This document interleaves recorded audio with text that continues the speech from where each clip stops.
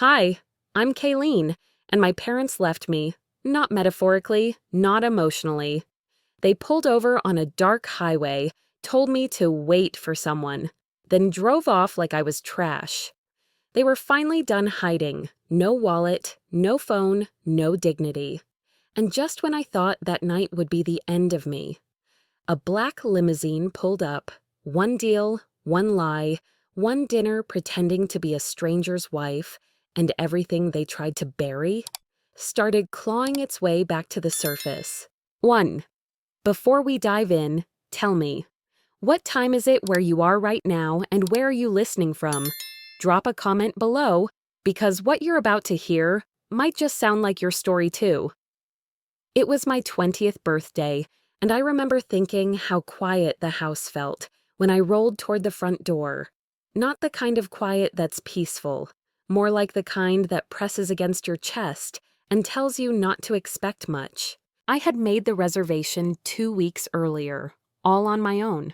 It wasn't just any place. It was the restaurant where Mom used to take us every year for birthdays, back before things went silent in our family.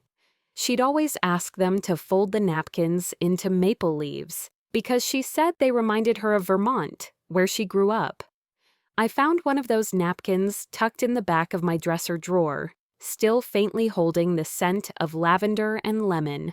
I folded it gently, like she did, and placed it in my purse before heading out. The Uber driver didn't say much when he helped load my wheelchair. Most people don't. They either overcompensate with too much kindness or act like the chair's a problem they weren't warned about. He was the second kind. That was fine. I didn't need soft voices. I needed dinner, candles, and anyone in my family to show up. The sky over Charleston was soft that evening, spring light still holding on at 7. I wore Mom's burgundy shawl over my shoulders. It used to look dramatic on her. On me, it felt like armor. The restaurant door chimed as I entered, the hostess glancing up with a polite smile, then quickly down at her list. "Name?" she asked. "Kayleen," I replied. "Reservation for 6. Back patio, if possible." She nodded, eyes flicking toward my chair just long enough to register it before looking away. "Give me a moment." They sat me at a quiet corner table near the fountain, away from the main crowd. I didn't mind. It was the same table we sat at on Mom's last birthday. She had ordered crème brûlée and made me blow out her candle with her. That memory always made me smile, even when it hurt. 15 minutes passed, then 20. Then I saw them. My father entered first. Always the tallest in any room, Gregory had a way of walking that made people think he had somewhere important to be, even when he didn't. Lucas followed him. My brother hadn't changed much. Same smug half-smile, same habit of checking his phone more than looking up. They didn't sit down. Gregory walked straight to the manager, pointed at me, and said something I couldn't hear. The manager looked uncomfortable. Then Gregory raised his voice just enough for me and everyone else nearby to hear. "She's not mentally well. We didn't authorize this booking." I froze. The waitress who had just filled my water paused mid-step. People at the next table stopped chewing. "I'm sorry," I said, trying to keep my voice level. He turned toward me, hands in his pockets. "Kayleen, this isn't appropriate. You're not stable. You need rest, not attention." I blinked. "It's my birthday." Lucas looked away. Of course he did. The manager hesitated, clearly torn. Gregory turned back to him. "We'll handle it. Just make sure the reservation is canceled." I reached into my lap for the napkin. My hand was shaking. It slipped from my fingers and fell to the floor, crumpling like a dried leaf in the breeze. A security guard appeared. He didn't say much, just rolled my chair backward gently while murmuring something about doing this quietly. I was outside before I could form another sentence. The rain had started, not heavy, just enough to wet my hair and make my clothes stick to my back. People walked past me like I was part of the sidewalk, like I had always been there, forgotten. I tried to move the wheels, but the curb was angled. I was stuck. That's when I saw him. A man in a blue button-down shirt, sleeves rolled to his elbows, was walking with a little girl, maybe 6, maybe 7. She had curly hair and glittery sneakers. They stopped just in front of me. He looked at me for a moment, not with pity, but with something softer, real. "You don't look unstable to me," he said, crouching to my level. I stared at him. His daughter squeezed his hand. He glanced at her, then back at me. "Would you like to join us at our table?" I didn't even have the strength to answer, but my wheels began to move, because his daughter tugged me gently forward. That tiny hand, soft but certain, gripped the side of my chair like it was the most normal thing in the world. Inside, the restaurant still hummed with laughter and silverware, as if the last 10 minutes hadn't happened. No one looked up. No one seemed to care that a young woman had just been pushed out into the rain like she didn't belong. Except Rowan. He'd already spoken to the manager, apparently, because no one stopped us this time. No confused glances, no sideways stares. Just a quiet nod from the hostess as she waved us toward a smaller table by the wall, away from the main dining room. "I figured you could use something warm," Rowan said as I rolled to a stop. He motioned to the waitress walking by. "Hot tea with lemon, please." I didn't correct him, didn't ask for anything else, just nodded. His daughter, Callie, I'd learn her name soon, climbed into her seat across from me and pulled a kid's menu from the holder. She pushed it toward me like it was a peace offering. I didn't need crayons or puzzles, but the gesture almost broke me. Water dripped from the ends of my hair onto the table. I patted at it with a napkin, careful not to meet anyone's eyes. Rowan didn't ask me what had happened. He didn't press for answers or make small talk to fill the silence. Instead, after a few minutes, he said, "We lost her mom last year." I looked up. Birthdays are tough. His voice wasn't heavy, just matter of fact, like someone who'd made peace with the ache, but still lived with its shadow. I swallowed hard. "Mine passed 2 years ago," I said softly. "This was supposed to be my first birthday without her." He nodded. Callie swung her legs beneath the table. "She used to fold the napkins into little maple leaves," I added, not even sure why I was sharing that with a stranger. "Said it made dinners feel more like fall, even in spring." Rowan smiled faintly. "That's sweet. Callie's mom used to hum through every meal. Drove me nuts back then. Now I'd give anything to hear that sound again." Callie looked up. "You miss Mommy's humming?" "Every day," he replied without skipping a beat. I wanted to ask more, but something in me held back. Maybe it was shame, maybe it was exhaustion, or maybe it was the fact that no one in my own family ever let grief be that honest. Callie leaned forward, chin resting on her fists, and looked at me with big, curious eyes. "Is she a princess?" she asked Rowan, just loud enough for me to hear. Rowan smiled and turned to me. "Are you?" I let out a breath that shook in my chest. "Only on Tuesdays." Callie giggled. It was the first warm sound I'd heard all evening. For a moment, I let myself pretend I was just another person at dinner. No chair, no soaked sweater, no broken birthday.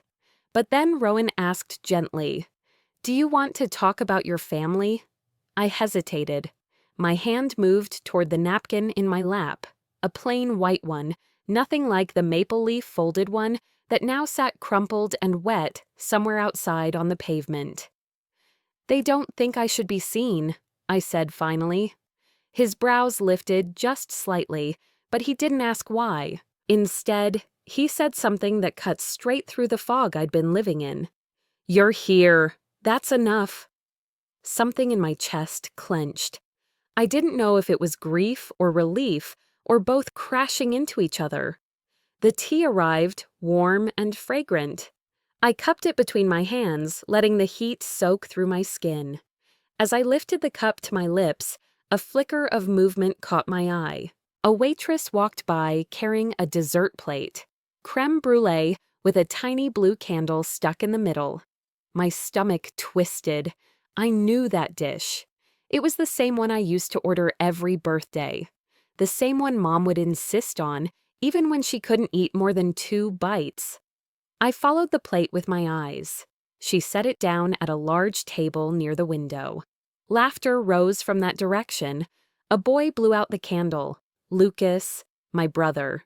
He was surrounded by family, our family. My father, our aunt and uncle.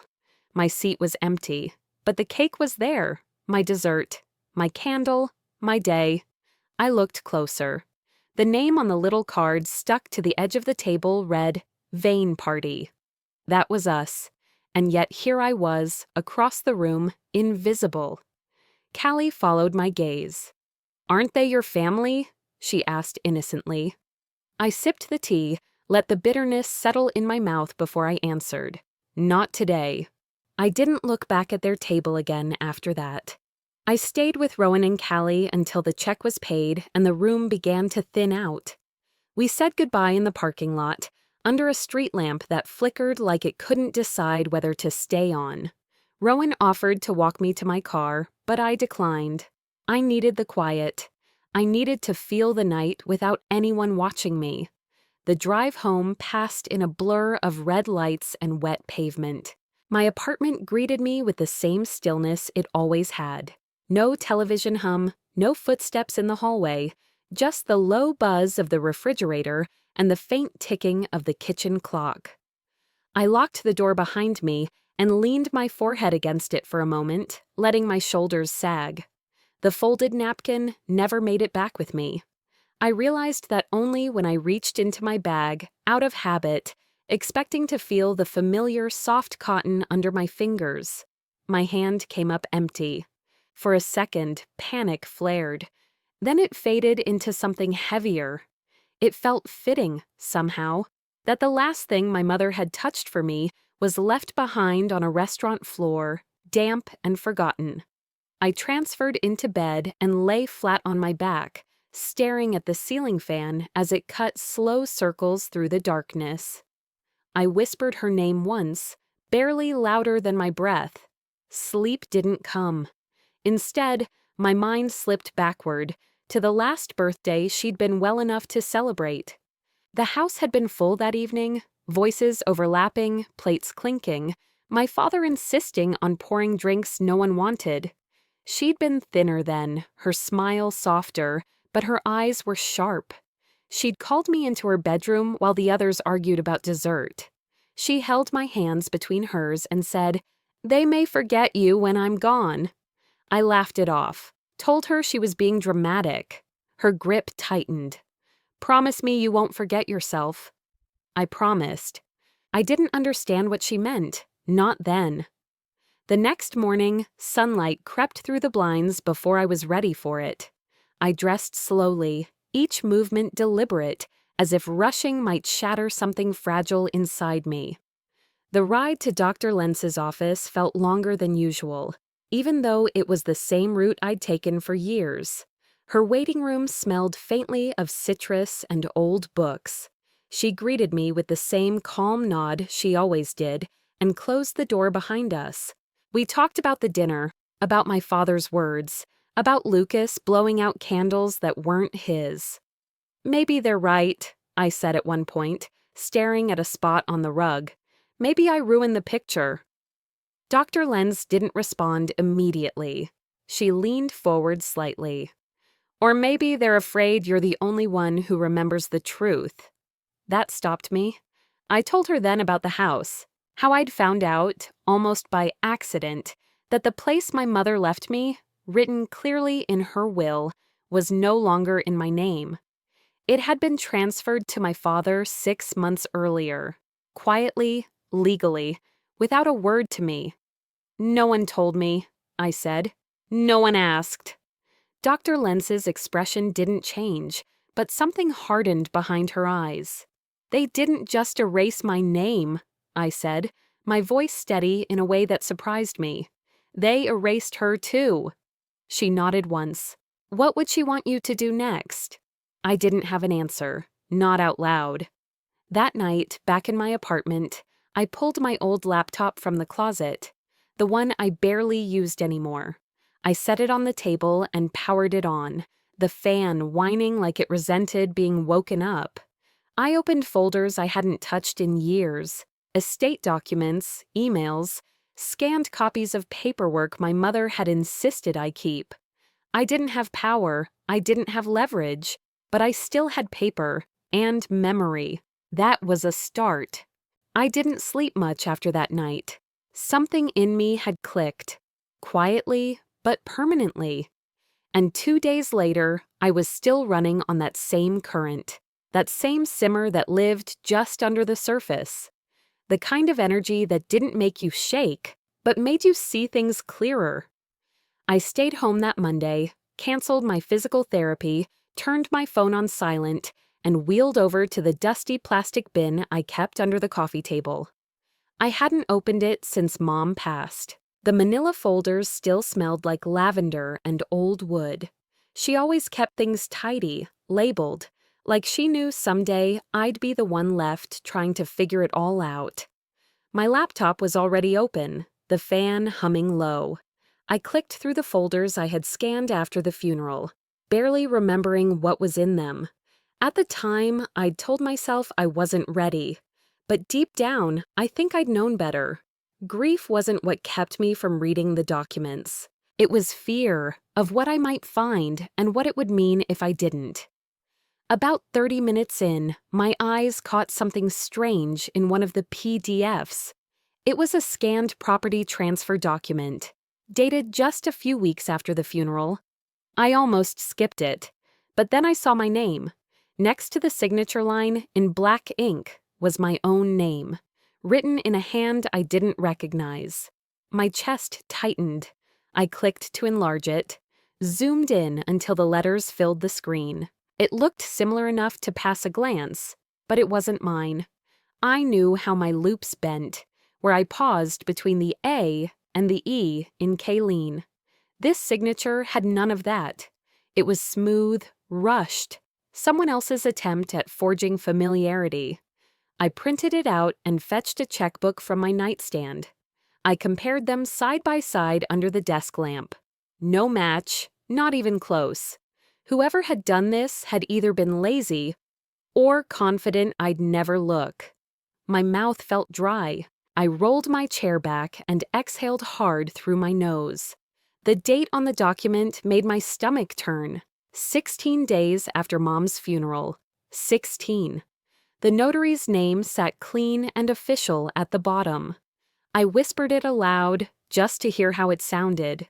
James Arnett. It took me a second, but the memory hit. He was one of Dad's old friends from the Methodist church. He used to run the pancake booth at the county fair. I hadn't seen him in years. My fingers moved without thinking. I grabbed my phone and called Lucas. It rang once, twice, straight to voicemail. I didn't bother calling again. I opened my messages and snapped a photo of the signature. Then I typed 4 words. "Did you know this?" He replied 20 minutes later. Lucas. "You were in no shape to manage property, Kayleen. Dad handled it for your safety." Safety. That word again.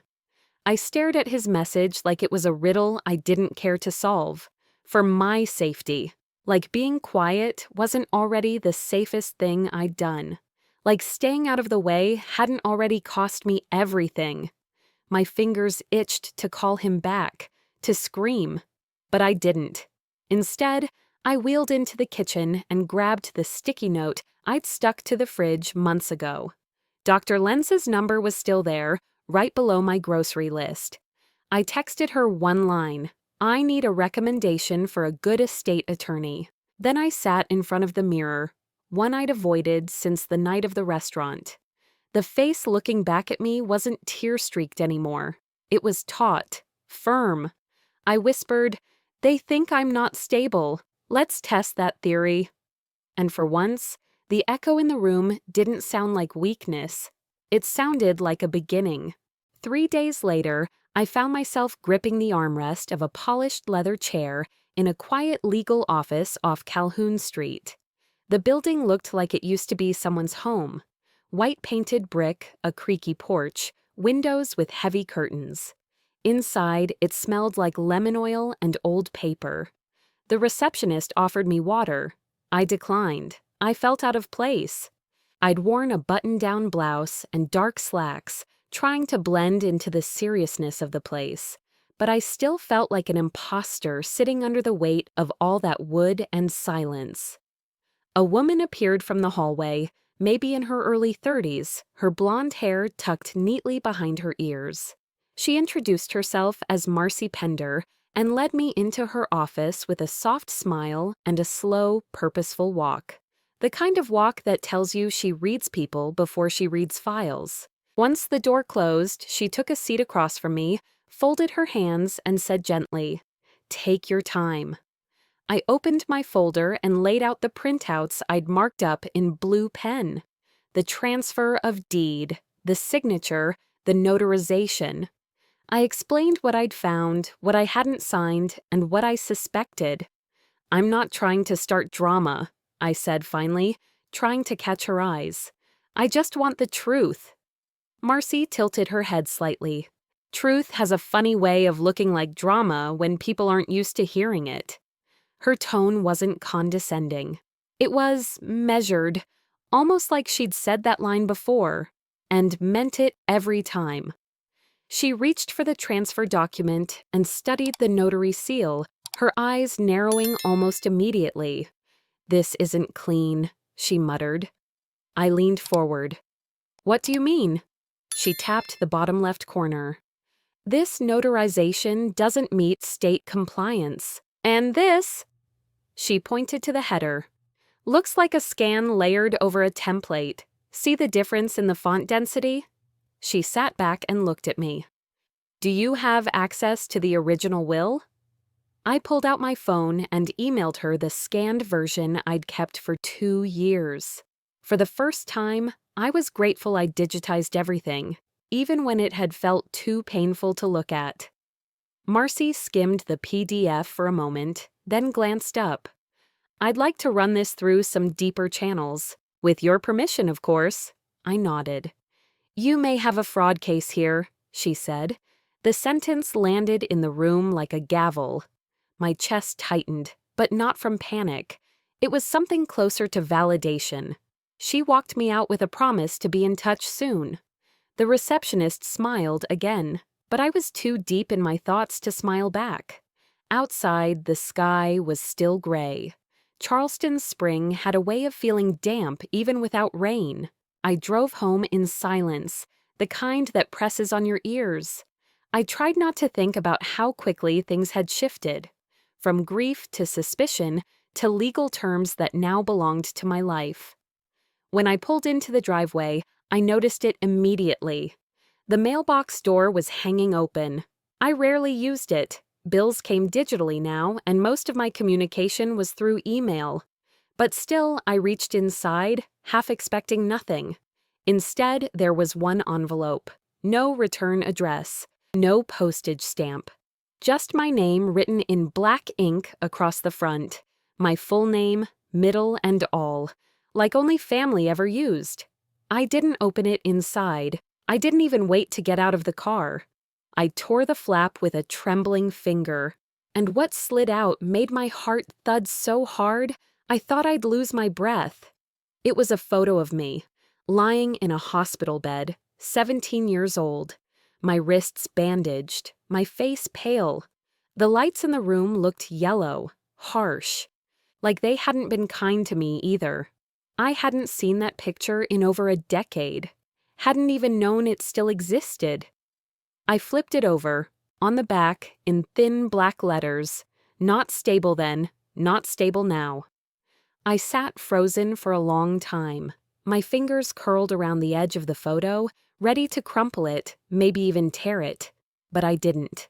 I walked inside, calm, cold, and turned on my scanner. The machine lit up in soft blue. I placed the photo face down and watched the bar of light slide across it. When the file saved, I renamed it before I could change my mind. Evidence. Threat 01. I sat in the silence of my apartment, staring at the screen. Then, out loud, to no one but myself, I said, if they want a war, they should have picked someone weaker. The morning light came in sharp through the blinds. I'd barely slept, but it didn't matter. I had enough clarity to know what had to happen next. By 9 a.m., I was sitting on the edge of my bed with the phone in my hand. The contact name stared back at me. Dad. I hadn't called him since the restaurant, since he stood in front of a room full of strangers and said I wasn't fit to be seen. My thumb hovered over the dial icon for a long time before I finally pressed it. He picked up on the third ring. "Hey there, Kayleen," he said, casual, like nothing had happened, like he hadn't thrown me out of my own birthday. "I need to ask you something," I said, keeping my voice steady. "About the house." There was a pause. "What about it?" "I saw the transfer document, the one with my name on it." Another pause. He cleared his throat. "That was some time ago." "You signed over my inheritance," I said, "without telling me." His tone changed. Just a hint. He shifted from warm to flat. "I was trying to protect you, Kayleen. That place, it would have eaten you alive." I stared at the wall across from me, my hand tightening around the phone. Or maybe it would have reminded me I existed. "You were not in a place to—" "To what?" I interrupted. "To handle my own name being on a deed? To live in a home my mother left for me?" "You were fragile," he said. "Still are, if I'm being honest." I didn't raise my voice. I didn't cry. I leaned back against the headboard and said, "So you lied for compassion?" He didn't answer. The silence between us stretched long, and all I could hear was my own breath. Then, without warning, I was 17 again, lying in that hospital bed, hooked up to monitors, my eyes swollen from crying. He'd stood in the doorway that day, arms crossed, expression blank. I'd looked at him and whispered, "Please don't leave." He didn't say a word. He just turned and walked out. Present-day me clenched the phone harder. "I'm opening a case," I said. That got his attention. "You're what?" "I've hired an estate attorney. I have evidence. And you know what else? You made it easy." "You're going to drag this family's name through the mud?" he snapped. "Over some paperwork?" "Over my mother's will," I said, cold. "You already brought shame to her name the moment you decided it didn't matter anymore." There was a pause, tight, like he was biting down on something he couldn't quite spit out. Then came the classic line. "You're not thinking clearly, Kayleen." There it was, not mentally stable, not emotionally ready, not clear. It always circled back to that. No matter what I said, what I did, I was the problem because they said so. "You can call it compassion," I said, almost gently, but it felt a lot more like erasure. His breath caught. I could feel it, even through the line. "You're going to regret this," he muttered. "You're stirring up things that were settled for your own good." "Maybe," I said. "But if the truth is so dangerous, maybe it's not me who should be worried." The call ended with a clipped, "Do what you need to do." I stared at the screen for a moment after. Then I set the phone down, exhaled, and whispered to the empty room, "I will." An email notification pinged across the screen. Subject, R.E., Transfer Documents. From Marcy Pender. I opened it with a shaking hand. "Kayleen," it began, "you were right. The notarization was falsified. It wasn't compliant with state law and appears to have been altered after the fact. This could be criminal." I read the words again, and again. They wanted me silent. They wanted me compliant. They wanted me erased. Instead, they gave me a reason to keep going. If they wanted to protect me from pain, They should have tried harder not to become the cause of it. It took me 7 days to breathe normally again, not to feel okay, just to function without shaking. But on the 8th day, I pressed my mother's scarf and made a reservation. Same restaurant, same night of the week. But this time, the name on the reservation was mine. First, middle, and last. I didn't tell my father. I didn't warn Lucas. I didn't owe them an explanation for being somewhere I belonged. Rowan offered to drive, and I said yes, not because I needed him to, but because sometimes strength means knowing you don't have to do everything alone. Callie rode in the back seat, humming softly, her legs swinging with a kind of joy I couldn't remember having at her age. As we pulled into the lot, my stomach tightened. My palms felt cold, but I was dressed in the same burgundy shawl I'd worn the night I was thrown out, now cleaned and folded with precision. My mother's napkin, the one shaped like a maple leaf, rested in a small box in my purse. Rowan had found it days earlier when Callie asked why her dad had a leaf that looked sad. He dug it out of the trash, flattened it carefully, and said, "I think this belongs to someone." I wheeled in first. The hostess recognized me immediately. Her smile faltered before it ever reached her eyes. She glanced at her screen, then back at me. "Kayleen Vane?" I nodded. "Table 4, she said. "By the window, just a quick note. There's a private event in the back room tonight, booked under the Vane family name." I met her gaze without blinking. "Then it's a good thing I'm one of them." Rowan touched my shoulder gently. "We're fine right where we are." Table 4 was perfect. A clear line of sight to the entrance, but tucked enough to feel our own. I ordered tea. Callie asked for lemonade and extra crayons. Rowan quietly placed his napkin in his lap. No commentary, just calm presence. 10 minutes passed. Then I saw them. My father walked in first, suit crisp, hair slicked back like always. Lucas was right behind, arm hooked around some woman I didn't recognize. Probably a date. Aunts and cousins followed, like a parade of polished shoes and strained smiles. They froze when they saw me. My father adjusted his tie, but kept walking until he stood beside our table. He didn't look at Rowan, didn't acknowledge Callie. His voice was low. "You've made your point. Go home." I lifted my gaze. "No." He leaned down, trying to control the moment. "This isn't the place, Colleen." I smiled. "Then maybe you shouldn't have picked a place that holds my mother's name in its walls." "Enough," he hissed. I took out the napkin and unfolded it slowly, placing it in the center of the table. "You're at her table now. If anyone should leave, it's you." Callie looked up at me, wide-eyed, and whispered, "Is this like a battle?" Rowan chuckled quietly. "It's more like a reminder." My father straightened and glanced around, clearly aware of the stares from nearby tables.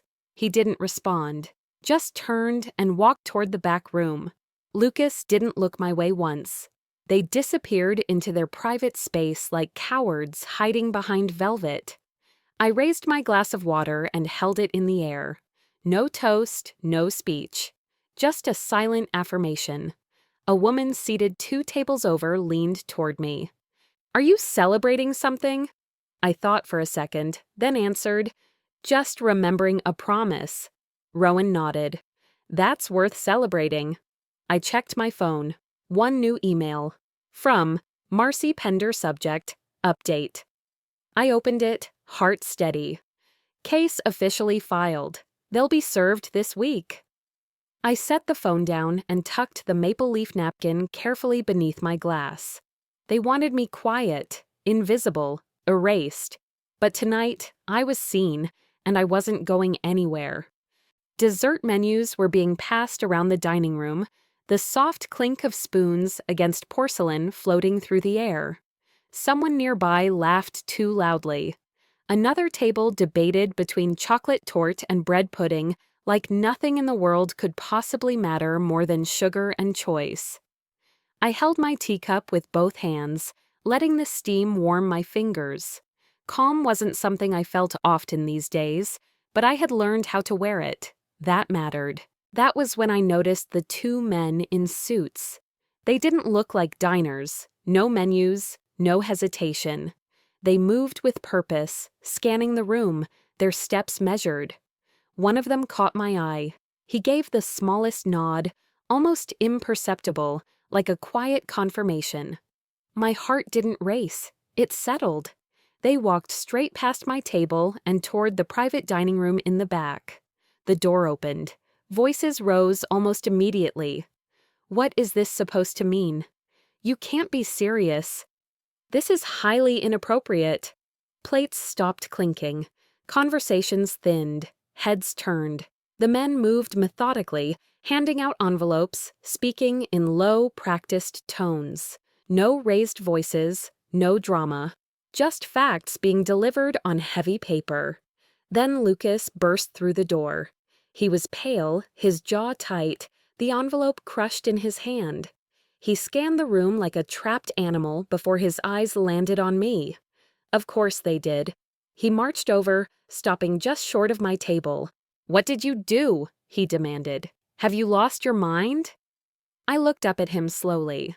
I didn't rush the movement. I didn't shrink. "You should lower your voice," I said. "People are eating." "You're tearing this family apart," he snapped. "You think this makes you look strong? You look bitter, petty." I pushed my chair back and stood. My legs trembled for half a second, then steadied. I refused to stay seated while he hovered over me like authority belonged to him. "The family was already broken," I said evenly. "I'm just done pretending it wasn't." "You've embarrassed us," he hissed. I met his eyes. "You embarrassed yourselves." The room had gone quiet now. Not the awkward kind, the kind where everyone is listening. My father appeared behind him, rigid, his face flushed with anger he no longer bothered to hide. He leaned close, his voice sharp and low. "You're ungrateful," he said. "After everything we did to protect you, you've always been a liability, Kayleen. We were trying to save you from yourself." I reached into my purse and took out the napkin. The maple leaf was slightly creased, fragile but intact. I held it out to him. "This was Mom's," I said. "She folded it herself. You threw it away, just like you tried to throw me away." His eyes flickered, just for a moment.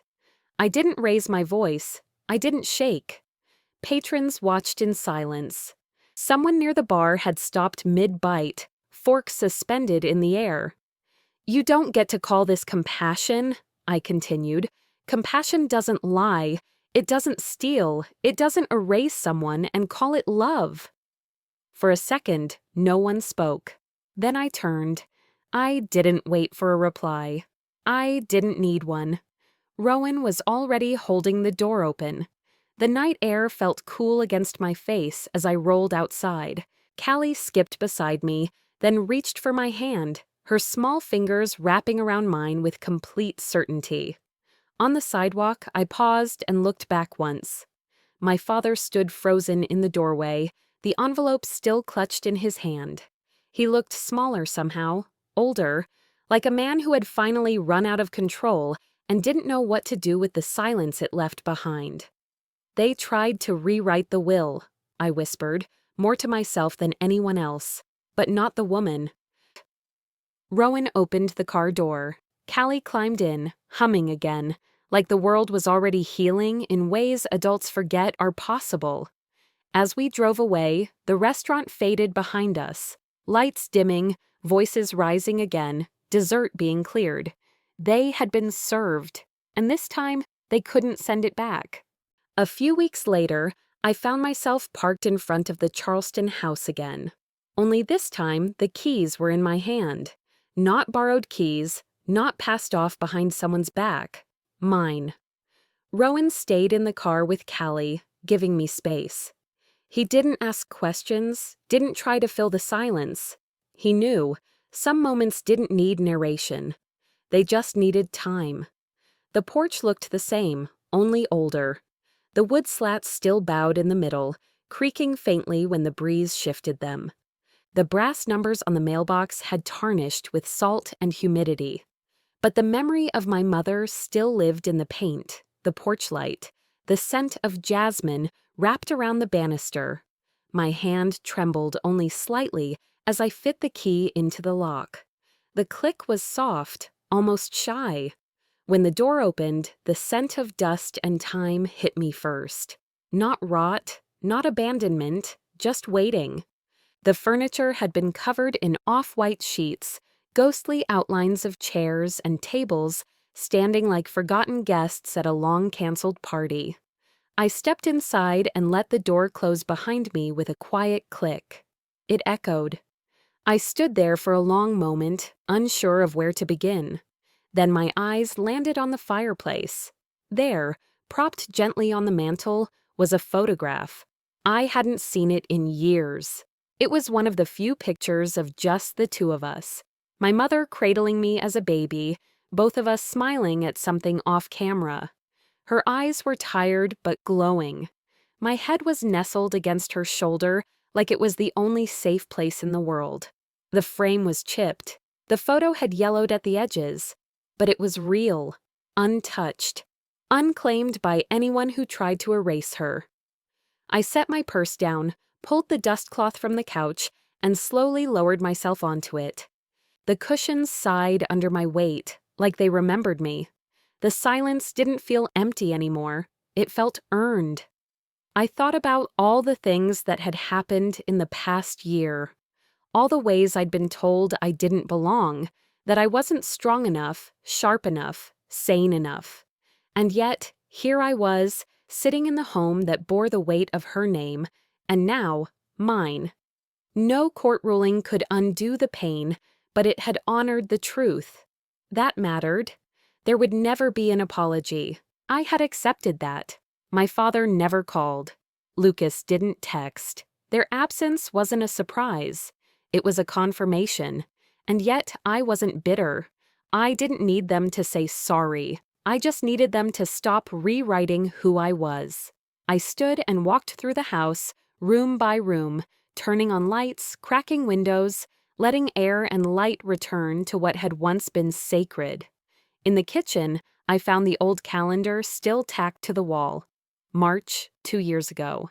The week she passed. The days circled in her delicate handwriting. I traced one of the dates with my finger and whispered, "We made it, Mom." Later that afternoon, Rowan came to the door with Callie, balancing a bouquet of white peonies in her arms.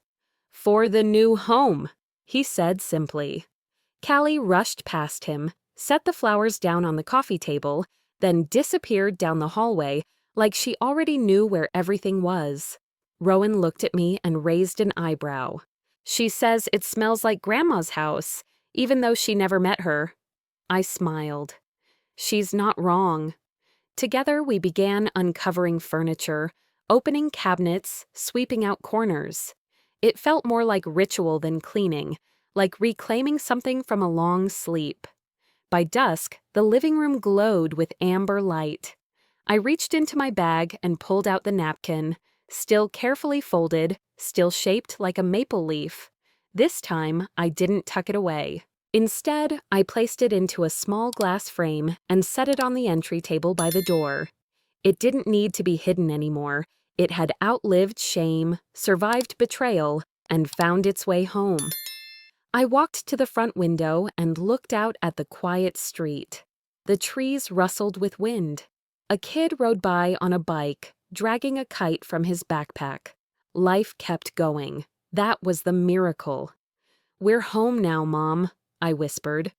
And for the first time in a long time, I didn't feel like I was borrowing space.